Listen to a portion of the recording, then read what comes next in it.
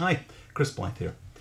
Today we're going to be looking at a plugin for Final Cut Pro 10, and it's from SUGERfx, and it's called Punchline, and it's a group of effects that are transitions and lower thirds that are very dynamic and are good for high energy and giving your videos a bit more polish. When I was approached by the people from GT Radial, they wanted me to do a drifting video to highlight their new tires.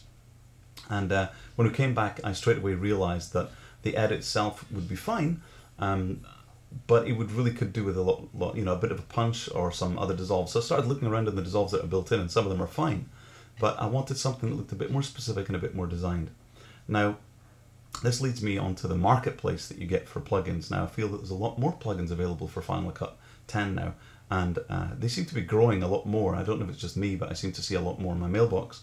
But one thing is that there are a lot of them, and they are coming from left, right, and center. And you have to go into their website, and you have their credit card thing you have to fill in, and then you've got their newsletter you have to sign up for to get their free plugins, and it becomes quite a lot to manage.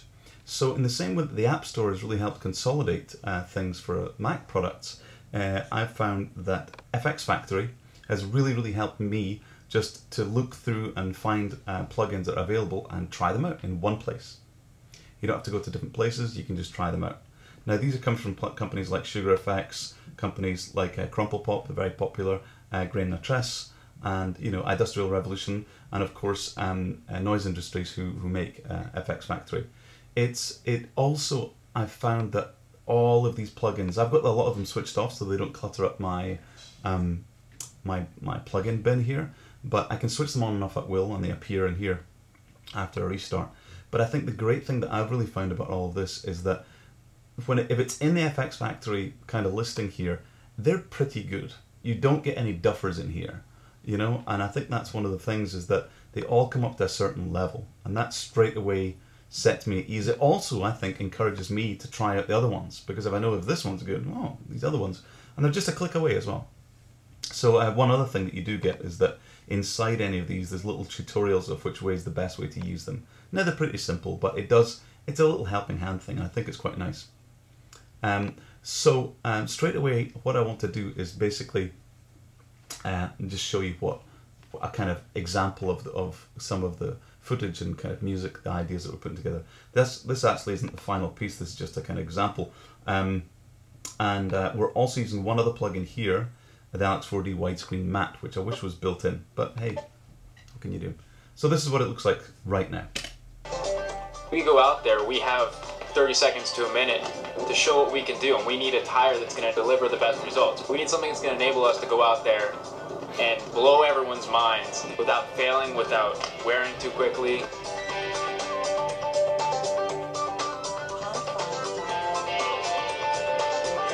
Okay, you get the idea. So straight away, all I do is I go into my transitions tab here and come up to SUGERfx-Punchline, and I found that actually almost this is kind of amazing, really, because you generally find you're going to use a plugin from here, plugin from there, maybe some of the built-in plugins, or take something and mess around with it in Motion. Now, of course, any of these plugins you can take into Motion and play around with, but I found actually that this whole video, it's a lot longer obviously, I used Punchline an awful lot in it, and it was great because it's very cohesive.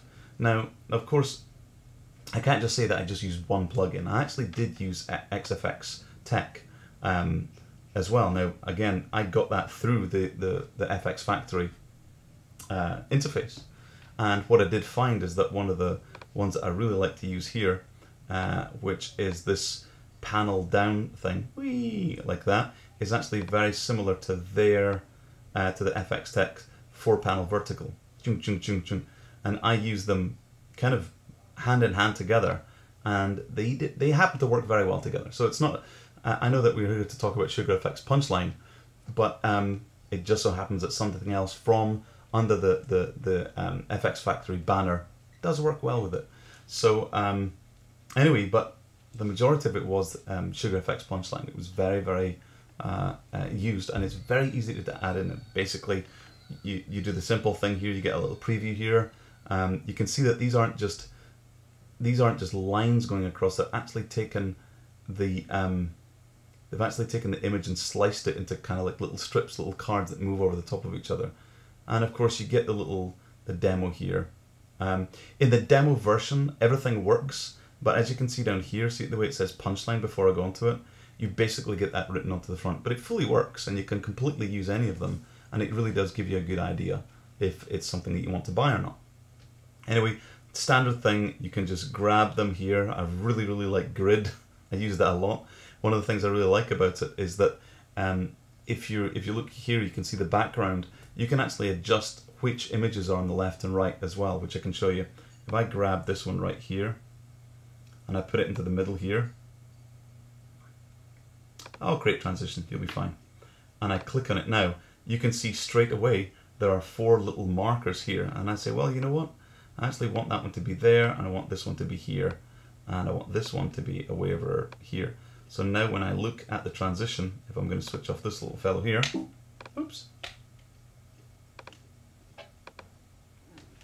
and we'll wait for this thing to render, you can immediately see there's one from the, whoops, I have to switch off scrubbing, there's one from much further on. You can see all these things, but you can clearly see that it's going to go into this next one here.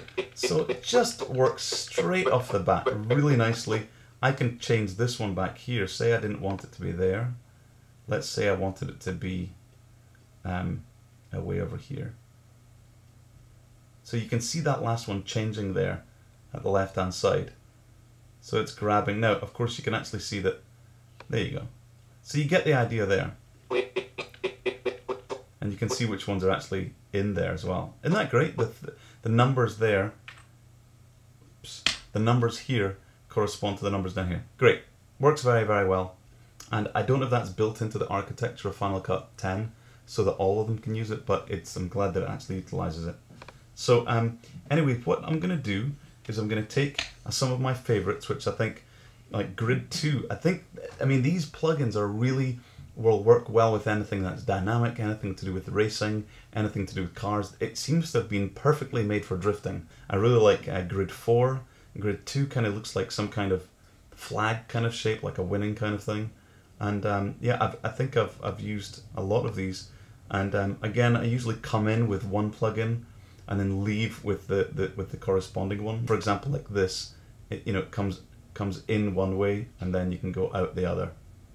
And they're designed just really nicely, and you can just throw them in there, and it does seem to work very well. So let's have a look at what it looks like when it's populated.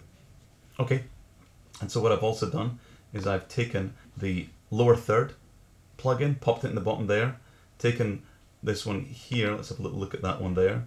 I love doing that split there. Again, I could probably change that if I wanted to go on this. I could modify it, but right now I'm just going to stay with what it is. It looks very nice. And then here, the same kind of thing. I've got this, come on, Final Cut. Oh, what's it doing? There you go there.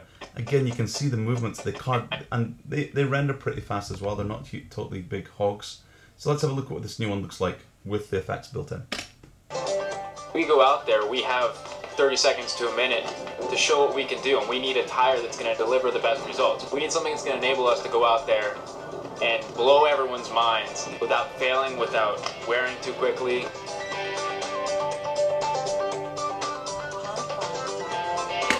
And there you have it, you get the idea. So overall, I think Punchline is great. It worked very well for my purposes, and as I said, I don't usually use these plugins. I find that a lot of them are too flashy and in some ways you use them once and they're done. I think these ones work very well because they're adaptable or modifiable. You can take them into motion, of course.